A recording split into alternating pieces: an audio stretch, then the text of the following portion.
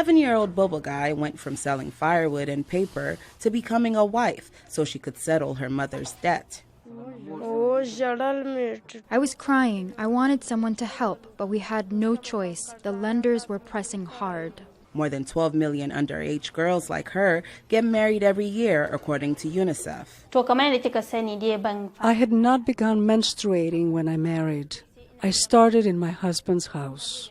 Some girls entering into early marriages are under pressure to continue cultural traditions. Others say they had limited options. I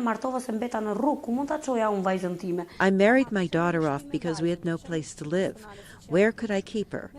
If I was in a house with her, if I had my own house like now, of course I would have sent her to school.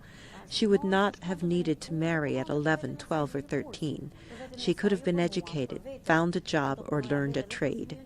Early marriages happen across societies. In the U.S., most states permit marriage before 18 if the individuals meet certain criteria. However, critics say many of these marriages take place to circumvent statutory rape laws that protect minors. I met him about when I was like 13, 14. So one thing after another, after a few years, we just kind of ended up together. I got pregnant underage, and that was kind of what had us go ahead and get married so I wouldn't send him to jail. The young wives are more likely to leave school, experience domestic abuse, and live in poverty compared to those who marry later, according to human rights activists. I lost my childhood. I loved school and going to school. But they wouldn't let me. As governments face international pressure to take action, individuals and groups are stepping forward to help young girls. The night before the wedding, a local official came to our house to ask whether I wanted to marry.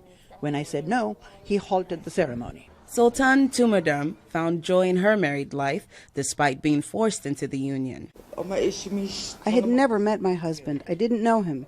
With time, we got to know each other. I'm very happy now. Thank goodness. But the case was different for many of the child brides VOA met over the course of this project. Now divorced or deserted, they are angry at losing their education. I think if I had only continued my studies, I would not have to experience so much harassment from other people now. I could have found a good job. Now mothers themselves, they say they regret their stolen childhoods and add they never want to see their children married young. I am now fighting for my children so they don't end up like me. Someone has to fight for them. The United Nations is trying to eliminate the practice by 2030. Jesusemen Oni, VOA News.